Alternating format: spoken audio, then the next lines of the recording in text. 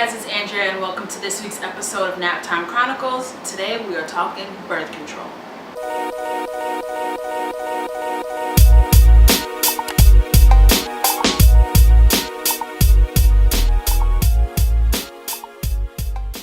So if this is your first time watching Nap Time Chronicles, this is the time I take during my son's nap to just have a little girl chat, and I take your suggestions to talk about whatever topics you want to hear. So today's topic comes from Kendra McGinn, hey girl, and she wants to know what birth control method will we be using.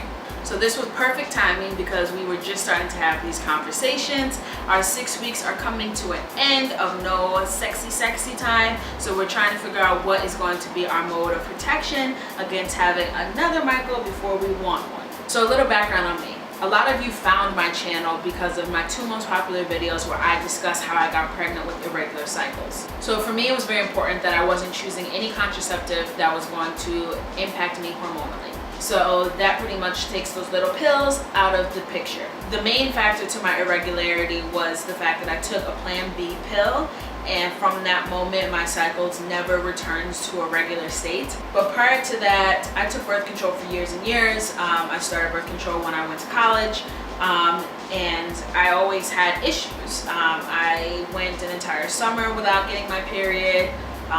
2 times. There's always been something weird with my body chemistry plus birth control. So I decided I wasn't going to do that. One of the things I was considering as kind of a backup birth control was the LAM method, which is basically using breastfeeding as a form of birth control. Studies show it's 98% effective if done correctly, and only if done correctly. In order for this method to work, the following 3 conditions must be true. Number 1, you are exclusively breastfeeding your baby.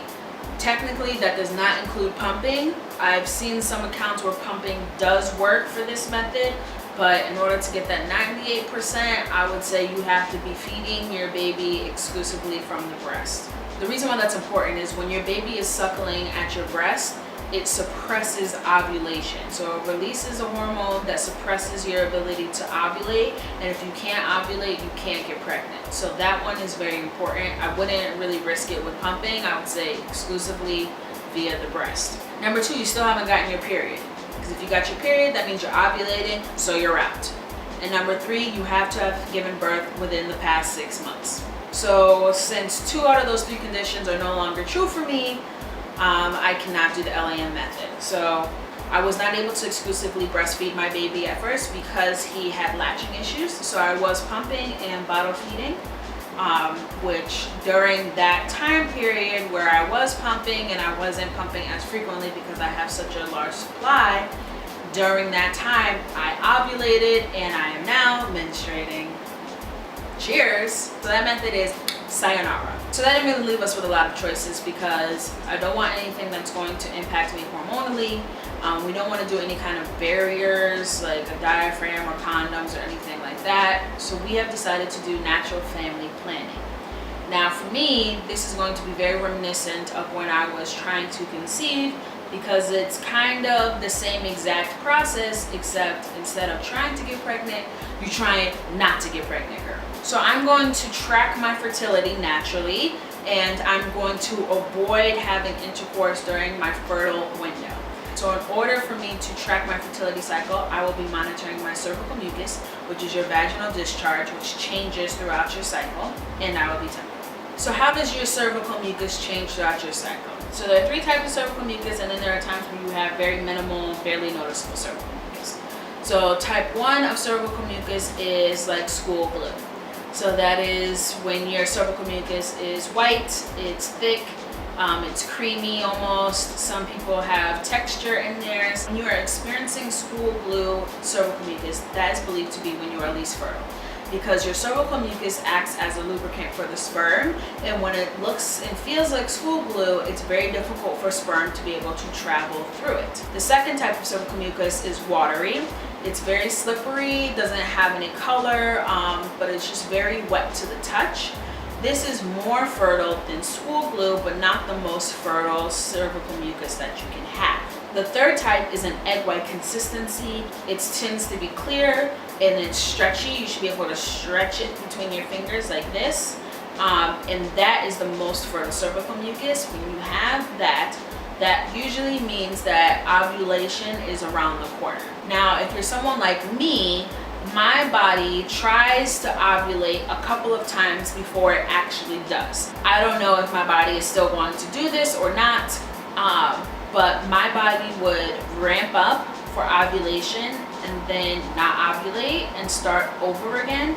And then the second time you try to ovulate is when I would actually ovulate. So that's why my cycles were so long. So I would have no cervical mucus, then it would be creamy, then it would be watery, and then it would be egg whites, and then it would dry up again and start all over. And then once I hit that egg whites the second time, that's when I would ovulate. Cervical mucus acts as a great indication or a predictor as to when you will ovulate, but it does not confirm that ovulation has actually taken place. You can also use ovulation predictor kits to help you predict when you will ovulate, because as you approach ovulation, the line will get darker and darker as that hormone increases within your body.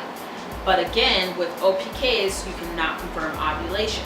There are a couple of ways to confirm ovulation. The only one that I'm really going to get into today is temping, but I believe you can you look at your spit under a microscope. It's like ferning or something along those lines. Something way too time consuming for me. Temperature tracking was the best and easiest method for myself to be able to confirm ovulation. Temping is something that I find to be fairly easy, but it does require discipline and consistency. So all you have to do is take your temperature at the same time every morning before you get out of bed. Get a basal thermometer, keep it near your bed, keep it on your nightstand, and every morning you just take your temperature at the same time. That's very important within a few minutes to get the most accurate results. You chart your temperatures every day, and you can do this using some apps.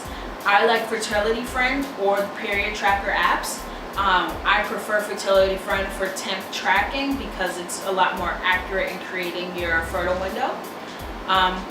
But you track your temperature within there every single day, and it creates a graph. When you have ovulated, your temperature will spike. Now, it's not like your temperature is going to go from 97 to 99 degrees. Some people are like that, but you might go from a 97.2 to a 97.6. And if your temperature remains elevated for 3 days, that confirms that you have ovulated. So whatever day your temperature spiked, that's the day you ovulated. As you've tracked your cycles, Fertility Friend will be able to kind of predict when your fertile window will be for the next cycle based on your history. So the more you track within the app, the more accurate the app will become. But it's very important that you're using multiple methods in order to predict when your fertile window is, because sperm can live for a couple of days within your fallopian tubes. So if you had sex unprotected the day before you ovulate, you could still get pregnant, even though you didn't have sex the day of or the week after. Once you ovulate, that egg only lives for about 24 hours, so you're pretty safe the couple of days after ovulation. You really have to worry about pre-ovulation. So now that I have my period, which started earlier in the week, I will be able to start tracking my temperature and keeping track of my changes and making sure that we are staying out of the boom boom zone. This method can be very effective if you get your timing right, but there is risk involved. Until I kind of get a pattern, I'm going to be very cautious about our private time and make sure that we don't get ourselves in a situation where, Michael has a little twin coming along. Speaking of Michael, he's making a little appearance because Naptime Chronicles.